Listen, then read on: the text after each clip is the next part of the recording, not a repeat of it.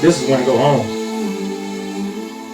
You got to give it everything now. It picked. Darius Williams jumped it, and the Rams extend their lead. Now he's going to throw. Metcalf makes the catch. Touchdown! The Seahawks are back in the game. Akers up the middle, into the end zone. This may be the drive that puts the nail in the coffin. Robert Woods walks in. Touchdown, LA. The Rams are going to win this football game.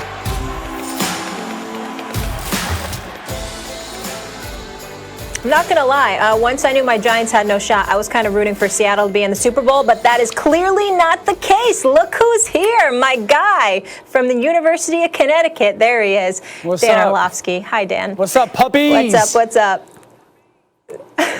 Oh, my gosh. Stephen A., you're up first. Look at his face. Stephen A., be excited. You've got a new show today. It's all starting. I'm going to ask you about it later. Be in a better mood, would you? Last night. I'm just saying you should bring up Connecticut Shout when out there's to a the Huskies. basketball topic. But when it's football, I don't understand why you always mention UConn. It's just me. It's just me. But go ahead. He's just my brethren. Okay. We'll keep it going. Stephen A., was it a mistake? I can't believe I'm asking this, but was it a mistake for the Hawks to prioritize Russell Wilson when we talk about how poor their defense was?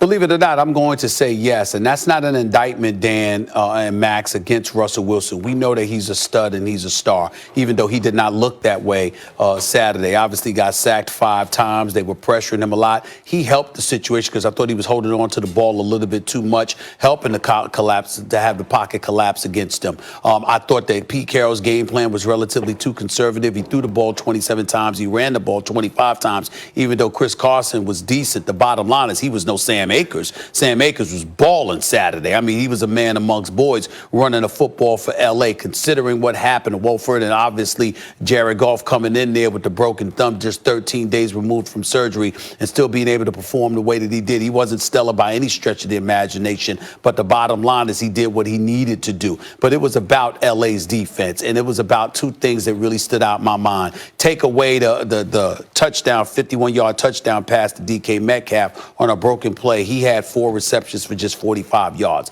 Tyler Lockett was virtually non-existent. What was it, 2 receptions for like 43 yards? I mean, my Lord, he was only targeted 4 times. That speaks a lot about the Rams defense, the Rams secondary, their ability to get to the quarterback, not giving Russell Wilson but so much time, but primarily about Jalen Ramsey and what he's been able to do this season going up against Seattle. I just can't say enough about it. In the end, when I think about Seattle, and the point that I want to get to is that they went to 2 Super Bowls and won a title because primarily it was about the Legion of Boom.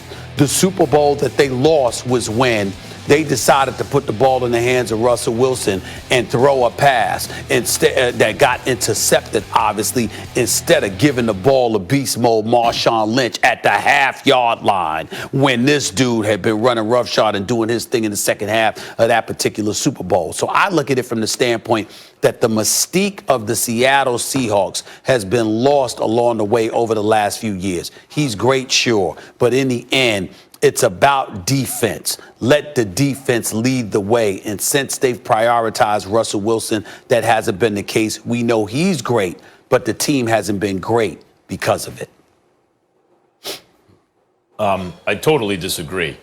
First of all, quarterbacks have a window of greatness, 10, 15 years, and defense is generally 3 to 5. So where would you put your money? But secondly, I think what's overlooked is Seattle's offensive line is where they went wrong.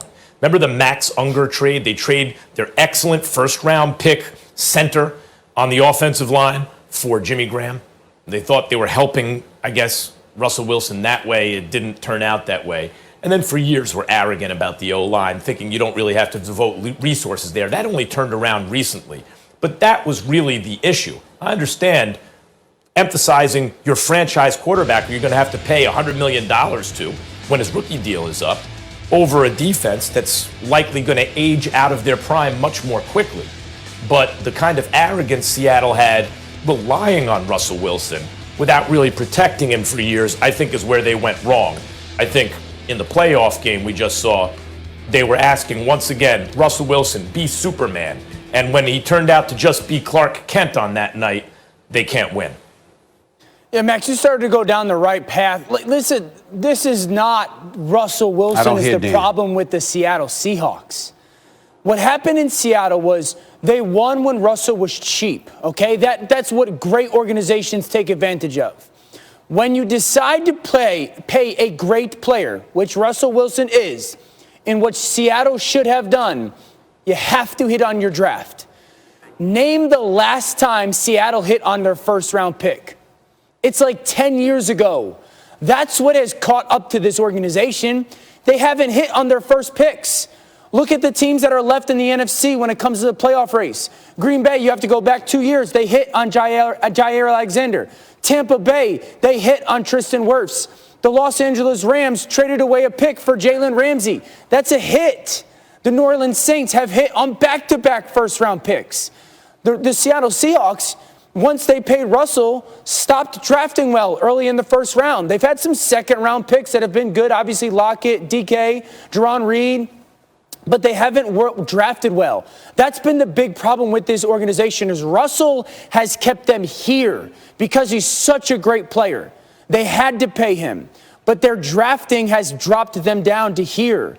Their drafting hasn't allowed them to jump with the payment of the quarterback and then the kind of refurbishing of the roster. They haven't been able to pick up one of those defensive linemen that was dominant, like a Michael Bennett or a Cliff Averill. They haven't picked a defensive back that became a Richard Sherman. They haven't picked a defensive back that became an Earl Thomas. That's what's been wrong with this organization and this football team. It just catches up to them. They're really good because of Russell. They're not great because of their poor early draft picks. Stephen A., if you can hear me, I'm going to answer Dan's point, and you can infer what he said from my response and maybe respond, because I understand you couldn't hear what Dan had to say. Sure. Let me just say, Dan, as to your point that they keep missing early in the first round, but they hit on Russell Wilson in the third round originally. So like they are, unless you think they just lucked up into that, they did a very good job, a phenomenal job of drafting a Hall of Fame quarterback, right. Not early in the first round, not in the second round, but in the third round. In terms of where they went wrong, sure, they could have drafted better. But the fact is, we all know Russell Wilson is expected to be Superman. And it's not so much that he was god-awful, but Russell Wilson hasn't been Superman now for, the second half of the season? Right. Now including a playoff game. Also didn't win a playoff game last year. They're going to have to get him some help. Well, for me, listen, I think they're going to have to get him some help. But Dan, I mean, did I hear you start off your soliloquy calling us puppies? Is that what you said? Did you call us that? Yeah, that was upon Little my pups. initial. Oh, I can't hear him now. Oh, he's lucky I can't hear him now. Let me say this to you, Dan. I'm not taking anything away from the greatness of Russell Wilson by any stretch of the imagination, but I do, and I understand what you're talking about, Max. If you got to invest in somebody, you invest in your quarterback, not necessarily your defense or just defensive person. I totally understand where y'all are coming from. I'm just saying that if you're Pete Carroll, what has been the ingredient to your success? Because when we look at Russell Wilson, he ain't the type of dude that's usually been famous for having some high-powered offense, going out there and dropping 30 a game or whatever. He's the kind of person that always responds to the challenge, comes through in the clutch, and delivers you what you need most when you need it most. That's been his MO. You need a defense to set the tone. We're going to talk about Russell Wilson being great, but when we talk about Super Bowls, you got to have that defense, particularly when you're in Seattle playing for Pete Carroll. That seems to me to be the ingredient to their success, and that's what I think they've gotten away from. You ain't lying, Dan. But so what? The question is, did they make the mistake prioritizing? No, they paid one of the top 6 quarterbacks in the NFL. Again, when you do that, you have to draft really well. You can't miss. When you pay a quarterback, your opportunity to miss is small. Your margin for error is small, both in the draft and the free agency market. So when you decided to pay Russell Wilson, were they going to let him walk? Were they just going to go, you know what, we prioritized our defense over a guy that we think is going to be a Hall of Fame quarterback? Max, you said it. Well, and so you got to pay him. But then when you do that, you can't draft that poorly early on. Dan, for our audience out there, we have technical difficulties, so I can't hear Dan, and I didn't hear what Dan said, but I figured it out. Dan wanted to make sure that I was the person that didn't hear that argument, that weak argument that he tried to throw out there. But don't worry about it. You can run, but you can't hide. You sat up there and you manipulated stuff technically, so I wouldn't hear you and get at you. But I will get at you another day, my brother. You'll be Here's what he around. said. I will get you. You can't let Russell Wilson walk, Stephen A. You can't let him walk. Bottom I'm not line. letting him walk. Really, I'm what not you need to talking take about away walking from away. this Stephen A. doesn't segment, have Stephen ears. A. Stephen talking about A. Russell You're not Wilson. a dog. You're a pup. Molly. Just remember that. Molly, Okay? best thing that Let's happened keep it to going. I'm We a best gotta thing go. that pit happened bull to compared to America most. today. Let's be clear. Best thing Let's that be happened to clear. America today. Stephen A. can't hear and Max can't talk. I said I can't hear you, Dan. Didn't I say I can't hear you? Classic. All right, we're out. Bama, Ohio State. Who will be crowned national champ? It goes down in Miami tonight. It's on all.